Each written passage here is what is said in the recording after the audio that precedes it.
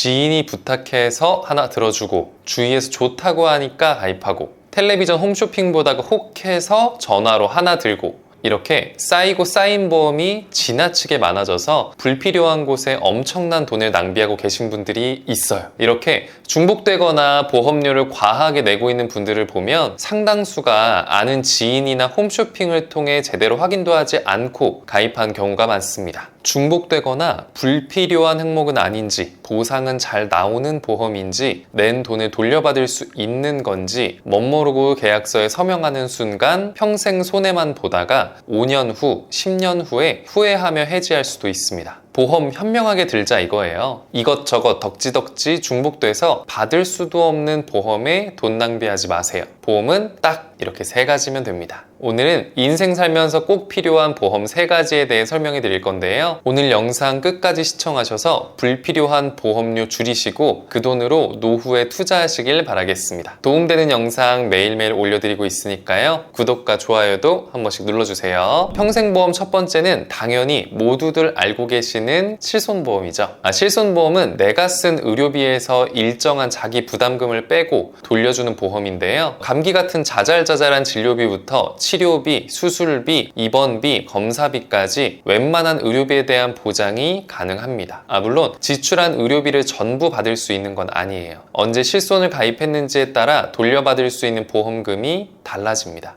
2009년 9월 이전까지 가입한 분들은 냈던 의료비를 전부 돌려받는 경우도 있는데요. 2009년 10월 이후부터 2017년 3월까지 가입한 분들은 90에서 80%를 돌려받을 수 있었고요. 2017년 4월부터 2021년 6월까지 가입한 3세대 분들은 급여는 90%, 비급여는 80%를 받을 수 있었습니다. 그리고 현재 가입한 4세대 분들은 급여 80%, 비급여 70%를 돌려받을 수 있어요. 우리가 병원에서 진료를 마치고 원무과에서 결제를 하게 되면 이런 영수증을 받는데요. 이 사람은 진료비 596만 원 중 실제로 200만 원만 부담했다고 되어 있습니다. 잘 보시면 급여라고 쓰여진 항목에 본인 부담금과 공단 부담금이 있죠. 여기서 공단 부담금은 국민건강보험공단에서 지원을 해주는 금액이에요. 영수증을 보면 이 사람은 의료비 596만 원 중 공단에서 396만 원을 지원해줘서 200만 원만 내 돈으로 내면 되는 거죠. 실손보험은 이 200만 원에 대해서 앞에서 설명드린 보장 비율에 따라 돈을 돌려받을 수가 있는데요. 1세대는 전체 200만 원 중 급여 130, 비급여 70만 원을 더해서 100% 지급받습니다. 2세대는 급여 117만 원, 비급여 63만 원 더해서 180만 원을 받고 20만 원만 내 돈으로 지출하면 되는 거죠. 3세대는 급여 117만 원, 비급여 56만 원 더해서 173만 원을 받고 27만 원을 내 돈으로 냅니다. 4세대는 급여 104만 원, 비급여 49만 원에서 153만 원을 받고 내 돈으로 47만 원을 내는 거죠. 실손보험은 이런 방식으로 실생활에 적용이 되기 때문에 웬만한 의료비 부담은 충분히 대비할 수 있는데요.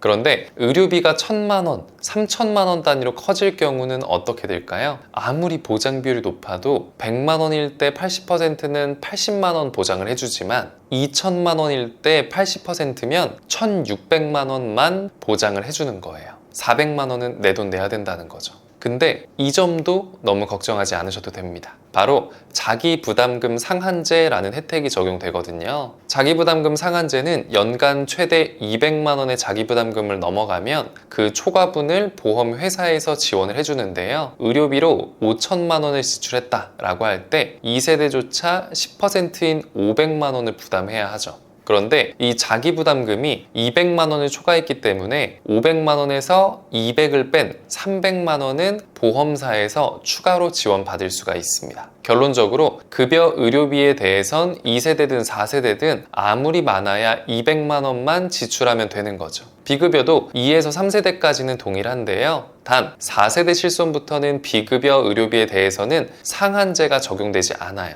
결론적으로 4세대 실손보험 가입자의 비급여 의료비를 제외하고는 1년 동안 5천만 원은 넘지 않았다면 자기부담금으로 200만 원을 초과한 금액을 부담할 필요는 없다라는 거죠. 표에 보이는 실손보험사 10곳 연령별 보험료를 봐도 20세는 7,000원에서 11,000원, 30세는 만원 초중반, 40세는 만원 중반대에서 2만원 초중반, 50세는 2에서 3만원대 정도로 구성할 수가 있습니다. 보험료 부담도 보상에 비해 상당히 적은 편이라고 생각이 되는데요. 인생 필수보험 첫 번째로 실손의료비를 꼽지 않을 수가 없겠죠.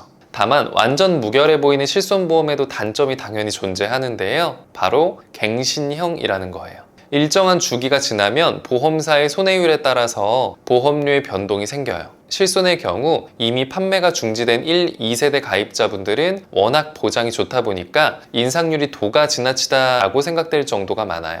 어느 정도인지는 2019년 A사 40세 남성 보험료 기준 예시표를 보면 가늠이 될 텐데요. 40세 남자가 1세대에 최초 38,237원에 가입했는데 60세가 되면 25만원, 70세는 66만원가량이 된다고 해요. 한 달에 25만원, 66만원 정도를 실손으로 납부하면서 유지하기가 쉽지가 않죠. 그래서인지 고령으로 갈수록 실손보험 가입률 및 유지율이 떨어지고 있는 걸 알 수가 있는데요. 70세만 되더라도 26.5%, 80세는 1.1%니까요. 요약하면 자기 부담률이 0에서 10%에 불과한 1, 2세대 가입자들은 인상되는 보험료 탓에 나이가 들면 유지하기가 힘들어지고 3, 4세대 가입자분들은 자기 부담률이 생각보다 부담이 될 수 있다는 단점이 있는 겁니다. 이런 이유로 실손만 가지고 버티는 시제는 이제 갔다 라고 생각이 되는데요. 그래서 화를 면할 수 있는 평생보험 두 번째는 수술비 보험이에요. 예전만 해도 수술비 보험은 오로지 선택사항으로 추천드렸던 보험인데요.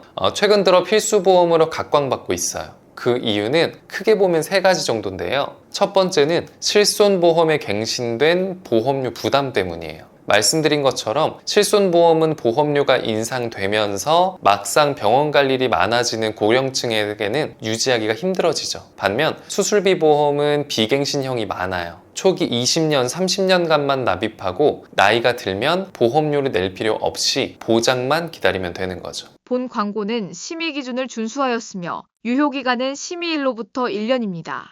두 번째는 올해 말 또는 내년에 출시 예정인 5세대 실손보험 때문인데요. 정부에서 최근 발표한 실손보험 개혁안을 보면 다른 것보다 특히 비중증, 비급여 의료비에 대한 한도 축소가 눈에 띄는데요. 기존 연간 5천만 원 한도로 보장하던 의료비를 1,000만 원까지로 축소했고 자기 부담률도 무려 50%에 달한다고 합니다. 그나마 4세대까지도 비급여는 70% 정도를 중증, 비중증 안 가리고 받을 수 있었습니다. 1년에 급여 500만원, 비급여 500만원, 총 1000만원을 지출했을 때 보험금은 750만원 정도로 받을 수 있었는데요. 반면 5세대부터는 비중증의 경우에는 50%만 보장이 되다 보니 총 650만원까지만 보장을 받을 수 있었어요.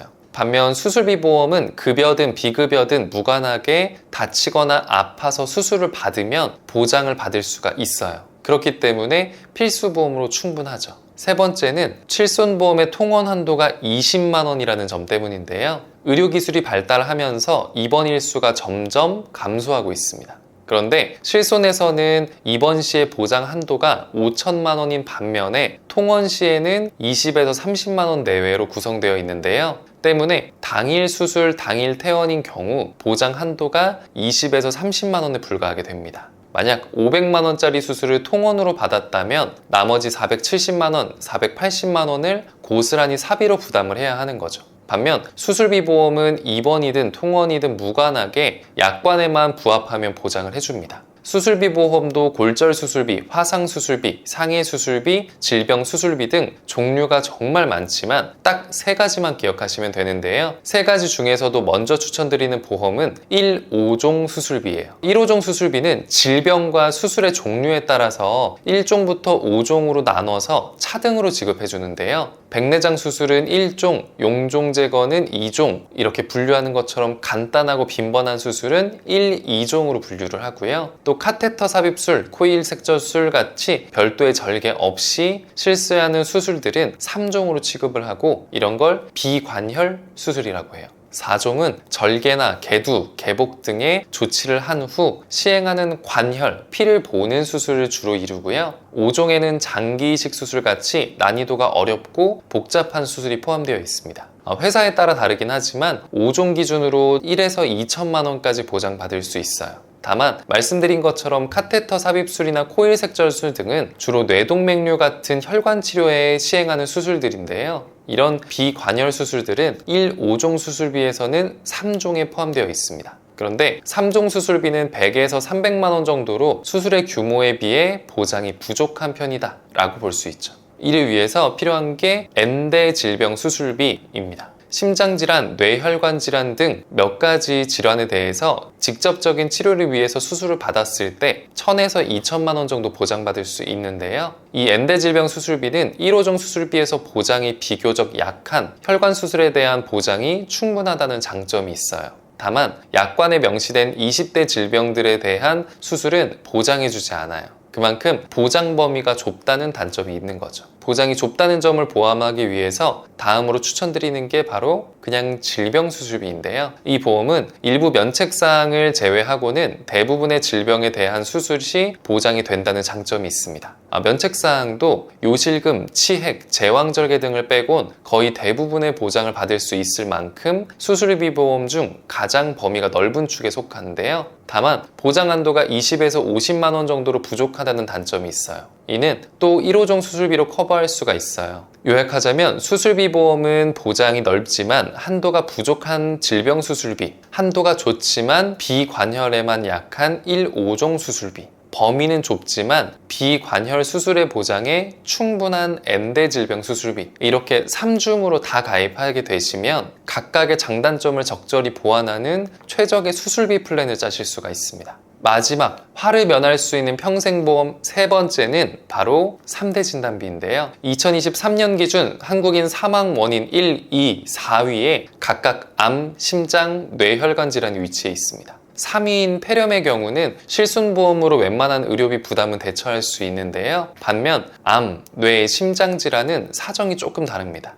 이 세 가지 질병은 한 번 발병하면 쉽사리 낫지 않아요. 이로 인해서 장기간 치료기간이 필요하고 돈도 많이 지출하게 됩니다. 이 3대 질병에 대한 대비를 제대로 해두지 않으면 막대한 경제적 리스크를 감당해야 할 수도 있는데요. 특히 치료기간이 오래 걸리다 보니까 치료를 위해서 월차, 연차를 반복해서 쓰시는 경우도 많아요. 당연히 직장에 눈치가 보일 거고 이로 인해서 휴직하거나 퇴직까지 하는 분들이 정말 많은데요. 그런데 우리가 암에 걸렸다고 해서 매달 납부하는 월세나 공과금 같은 걸 안 내는 건 아니죠. 핸드폰 요금이나 양육비, 교육비, 유류비 등등 고정 지출이 면제가 되는 건 아닙니다. 경제 활동이 줄어서 장기간 소득 공백 상태가 되었을 때 이를 대비하기 위해서 돈을 많이 모아 놓잖아요. 그 부분들은 말씀드렸던 고정 지출에서 사용하시면 되는 거고요. 그럼 치료할 때는 어떤 돈으로 하면 될까요? 그때 이를 대비하기 위한 적절한 플랜이 필요한데 그게 바로 3대 진단비 보험인 거예요. 암, 뇌, 심장질환의 진단이 확정만 되어도 지급받을 수 있는 보험이니까요. 그만큼 다른 보험에 비해 청구하기 조건이 쉽다라는 장점이 있어요.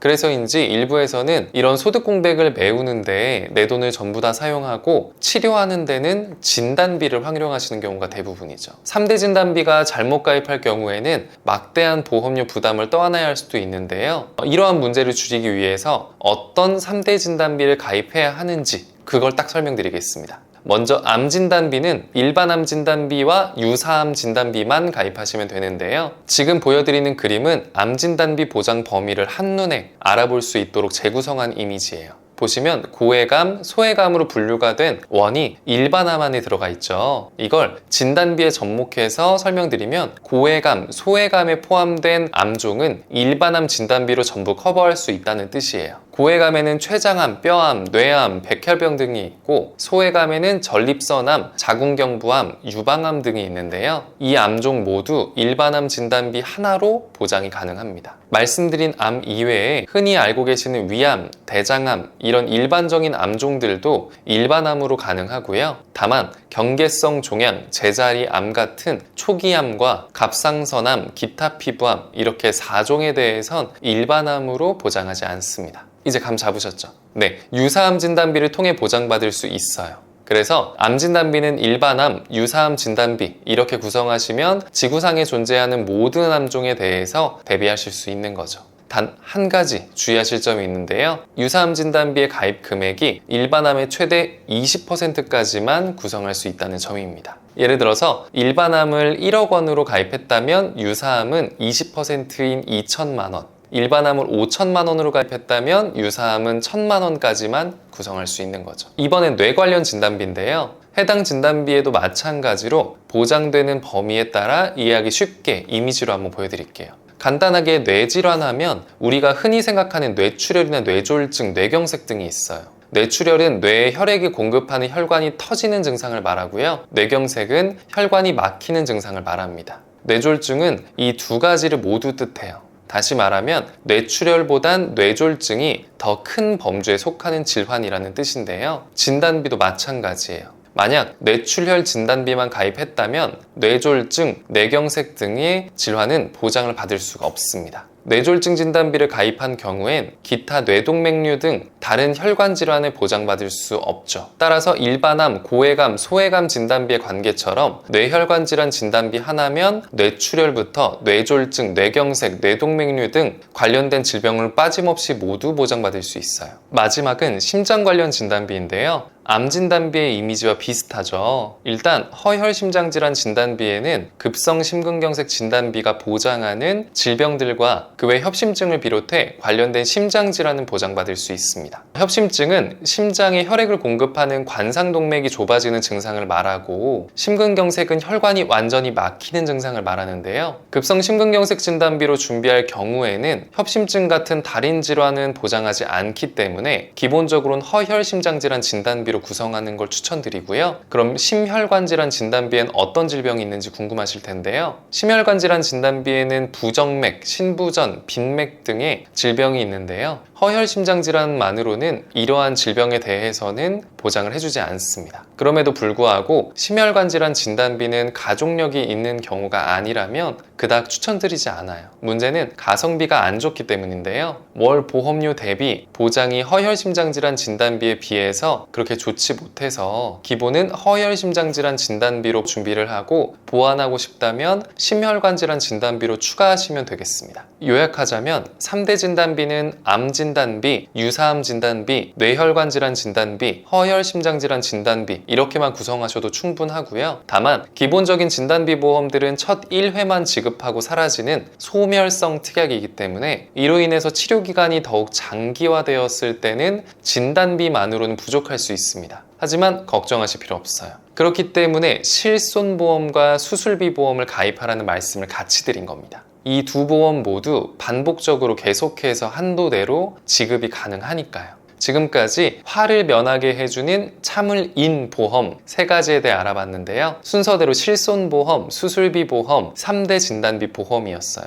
그리고 여기에 가족 일상생활 배상 책임만 구성하시면 웬만한 종합보험은 준비가 끝났다고 봐야 하는데요. 이 일상생활 배상 책임, 줄여서 일배책 특약은 우리가 일상생활을 살아가면서 겪게 되는 각종 사건, 사고에 대한 배상 책임을 해결해주는 보험입니다. 예를 들어서 카페에서 뜨거운 커피를 상대방에게 쏟았을 때 상대방이 화상을 입었다 라고 해도, 친구랑 장난치다가 핸드폰을 떨어뜨려서 액정이 파손됐을 때도, 장마철 노후화된 배관으로 아랫집에 누수 피해를 입혔어도 1억 원 한도대로 자기부담금을 제외하고는 보장을 해주는데요. 단 실제로 배상해야 되는 금액에 대해서만 보장을 해주는 거기 때문에 무조건 1억 원에 대해서 전부 보장해주는 건 아니라는 점 명심해 주시고요. 이렇게 말씀드린 특약을 추가했을 때 20년 납 90세 만기 1급 기준으로 남자는 연령별, 회사별 보험료는 다음과 같습니다. 동일한 보장에서 여자분들은 더 저렴하게 가져갈 수 있죠. 자, 어떤가요? 현재 여러분이 내고 계시는 월 보험료와 비교했을 때 많은가요? 적은가요? 대부분 많을 거라고 생각합니다.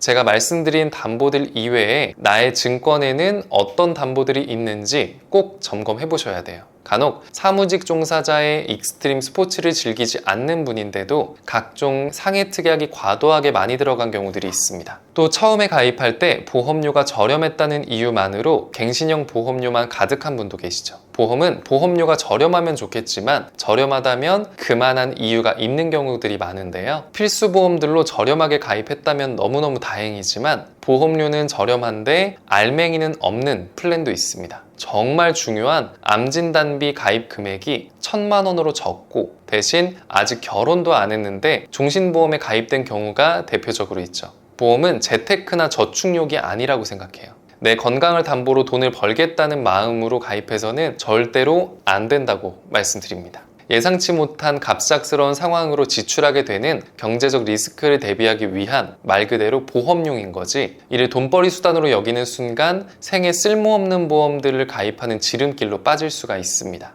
보험은 내가 납입기간 동안 마지막까지 아무리 경제적인 위기가 와도 유지할 수 있을 정도로만 가입하시는 게 좋다고 생각하는데요. 괜히 무리했다가는 병원비 대비하겠다고 보험료의 노예가 되실 수도 있습니다. 저희 보험신호등에서는 불필요한 보험료의 부담을 줄이고 최소한의 보험으로 최대한의 든든함을 느끼실 수 있도록 33개 전체 보험사의 객관적인 통계 자료를 분석해서 한 분 한 분 상황에 맞춘 합리적인 설계안부터 보장과 청구, 관리까지 도와드리고 있으니까요. 현재 과도한 보험료의 문제로 해지를 고민 중이시거나 가입한 보험 점검이 필요하신 분들은 언제든지 영상의 번호로 연락 주시고요. 오늘 영상 도움되셨다면 구독과 좋아요도 한 번 더 부탁드리겠습니다. 끝까지 시청해주셔서 감사합니다.